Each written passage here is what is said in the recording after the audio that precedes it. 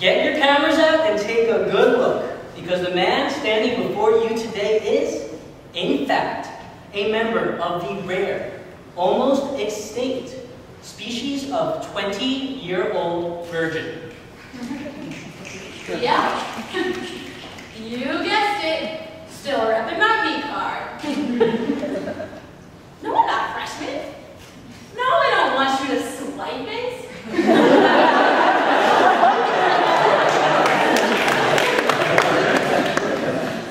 Before we start, we want to get one issue out of the way.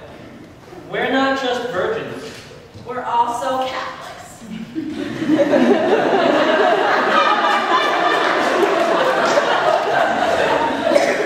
can't get much more stereotypical than that.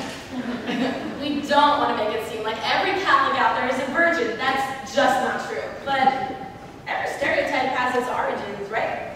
And the truth is, in our families and in our Catholic high schools, we didn't like talking about sex.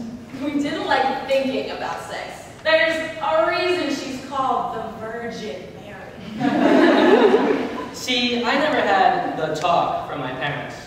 Until 4th grade, I thought the way people made babies was by making out for a really long time. I played that computer game. The Sims? Yeah! You know, when the background music starts playing, Bounce, wow, wow. and that baby carriage comes out of nowhere.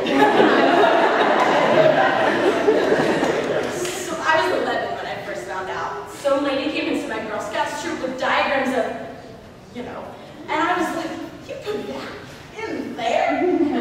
My best friend looks at me sideways and goes, Katie, that's not the only place they put it. Smart or So now, I'm a sophomore, I'm a dude, and I'm still a virgin. Wait, why are we announcing our sex lives, our non-existing sex lives, over microphones? I think I'm up here because I'm tired of feminism being defined as some combination of loving sex, hating men, or masturbating a lot. I'm pretty conservative, and I don't think that makes me any less of a woman. I think I'm up here because I'm tired of men being defined by their sex drive. I'm not a virgin because I couldn't get any. It was a decision I made, a decision I'm happy with. I don't know about you other virgins out there, but for me, the decision started back on Chastity Day in 8th grade. One day, at the start of religion class, this tall woman marched in the door. She was wearing big red boots and a cross around her neck. And she stuck these big red stickers on all the girls' boobs that read, I'm worth waiting for. So, Paul Riley's dad came into class, totally awkward, and told us that if we had sex before marriage, it would be like getting a new bike. But if we waited until marriage to have sex, it would be like getting a new Ferrari.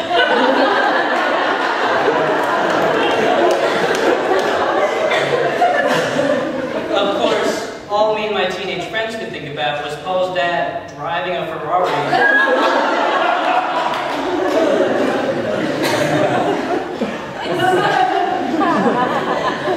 It sounds so corny, but after I got that big red sticker slapped on my boob, I decided I'd wait.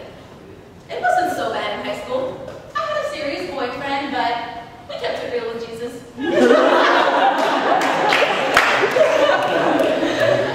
Most of my friends were virgins, so there wasn't really a ton of peer pressure. College got a little trickier.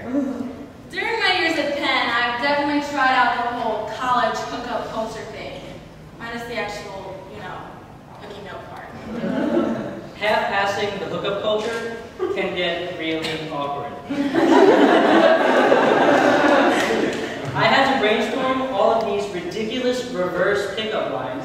If any girl ever brought me back to her room with her. It's awkward.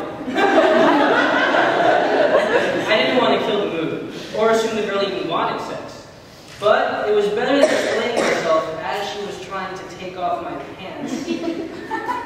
There was always the straightforward, listen, I don't want to lead you on, but Or there was the totally unsexy yawn.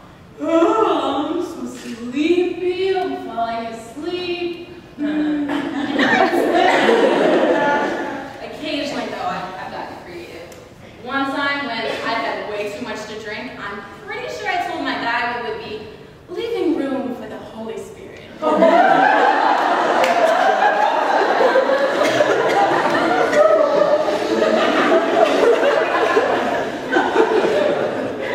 The other awkward thing is cuddling. You know, first she's your neighbor, and then you're napping, and then you're spooning, and then you're making out. And then you do that again for 3 weeks. Until finally you have to announce that even though you've technically been sleeping with her for a month, you have no intention of ever actually sleeping with her. And then there are those damn drinking games. Don't even get me started talking about kings. I love whenever I get to around Never Have I Ever Good-Looking Strangers, which, by the way, should be retitled Everything You Ever Wanted to Know About My Sex Life, but couldn't ask me sober.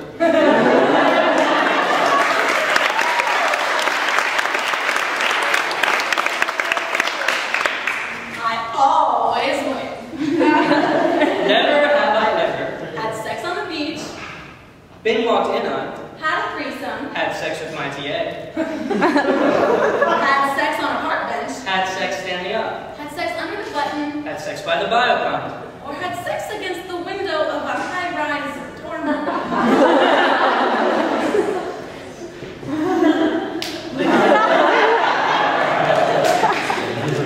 Sometimes I just want to tape a sign to my forehead that says virgin before the game even begins, just to get it over with.